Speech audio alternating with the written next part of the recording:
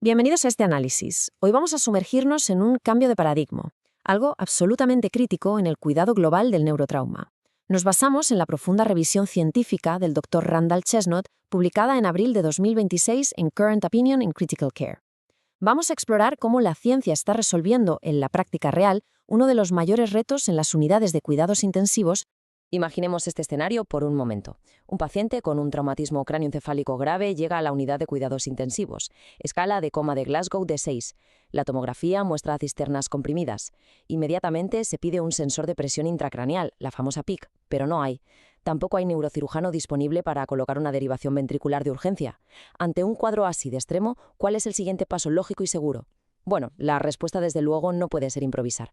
La respuesta es el protocolo Krebise.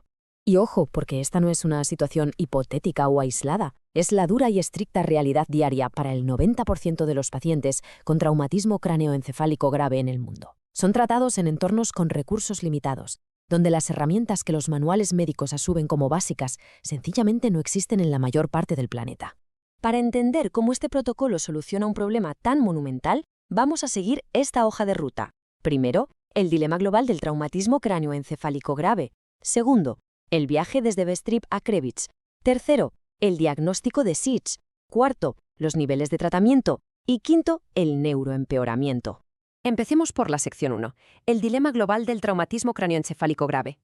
A ver, hay que entender por qué las guías de los países de altos ingresos simplemente no funcionan en gran parte del mundo. Existen barreras innegablemente prácticas. La monitorización invasiva de la presión intracraneal es rarísima en muchísimos hospitales, principalmente por los altísimos costes que tienen que competir directamente con fondos muy limitados.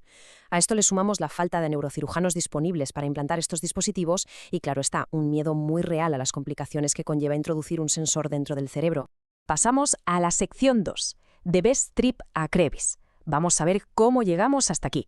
Todo este viaje científico arranca en 2012 con el ensayo Bstrip, publicado nada menos que en el New England Journal of Medicine. Este estudio sacudió por completo el panorama médico porque demostró que un protocolo estructurado, basado en imagen y clínica sin medir la presión intracraneal, podía igualar los resultados de uno que sí la medía. Tras esto, surgió una duda muy pertinente. ¿Fue el mero hecho de tener un protocolo lo que mejoró los resultados? Ahí entra la fase 1 del estudio CBG, que confirmó exactamente eso. Y finalmente, en la fase 2, se validó el protocolo Krebs, desarrollado por consenso entre neurocirujanos e intensivistas latinoamericanos con décadas de experiencia. Así, Krebs se convirtió en el primer y único protocolo prospectivamente validado para manejar estos casos sin monitor invasivo. La gran lección de todo esto es absolutamente contundente. La protocolización, por sí sola, mejora drásticamente los resultados y la supervivencia. El simple hecho de tener una estructura de actuación estandarizada y utilizarla rigurosamente salva vidas. Es un mensaje brutal y esperanzador, incluso en la total ausencia de tecnología avanzada de monitorización. Entramos de lleno en la sección 3, el diagnóstico de SIC.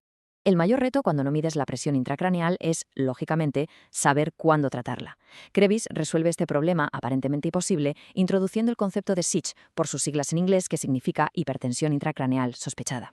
Básicamente, el protocolo establece un diagnóstico definitivo si el paciente presenta un criterio mayor, o bien dos criterios menores, combinando hallazgos clínicos y de tomografía. Hablemos de los criterios mayores, que salen directos de la tomografía computarizada. Son 3. Observar cisternas comprimidas, tener una desviación de la línea media superior a 5 milímetros o identificar una lesión de masa no evacuada de más de 25 centímetros cúbicos. Lo más importante aquí es que la presencia de tan solo uno de estos hallazgos activa inmediatamente el diagnóstico de SIDS y exige arrancar el tratamiento sin esperar ni un minuto más. Ahora, en caso de no cumplir con un criterio mayor, buscamos los criterios menores. Son 4. Una puntuación motora en la escala de Glasgow de 4 o menos, asimetría en las pupilas, reactividad pupilar anormal o una clasificación tomográfica de lesión difusa tipo 2. Si se logran confirmar 2 de estos 4 signos, también tenemos un diagnóstico definitivo de SIC. Es literalmente como armar un puzzle clínico. Llegados a este punto, es normal preguntarse por la precisión de esta regla. El equipo de Ayalali lo evaluó a fondo, y el resultado es que para un umbral crítico de presión de 30 milímetros de mercurio, la sensibilidad es del 100%. Es decir, atrapa absolutamente todos los casos graves. ¿El precio a pagar?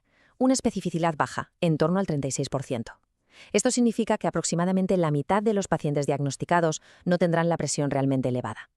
Pero el consenso médico lo tiene claro. Es infinitamente más seguro sobretratar a un paciente sin hipertensión que dejar sin tratamiento a un cerebro que está sufriendo una presión letal. Vamos a la sección 4, Los niveles de tratamiento. Krebs organiza todo su arsenal terapéutico en 3 niveles o tiers, jerarquizados estrictamente por la relación riesgo-beneficio. El nivel 1 agrupa las intervenciones de menor riesgo, elevación de la cabecera a 30 grados, mantenimiento de normotermia y pautas programadas de manitol o suero salinol hipertónico. El nivel 2 aumenta la intensidad con opciones de riesgo moderado, como el bloqueo neuromuscular o la hipotermia leve. Y finalmente, el nivel 3 se guarda para medidas de muy alto riesgo, la craniectomía descompresiva y el coma barbitúrico profundo. Una regla de oro aquí es la flexibilidad. Los médicos no tienen que agotar un nivel para pasar al siguiente. Si el cuadro clínico pide una craniectomía temprana de forma clara, se saltan directamente al nivel 3. Y aquí es donde encontramos el verdadero cambio de mentalidad, la ruptura filosófica respecto a las guías tradicionales. El manejo clásico se basa en un enfoque de crisis, donde solo reaccionamos aportando medicación cuando los aparatos muestran un pico numérico peligroso.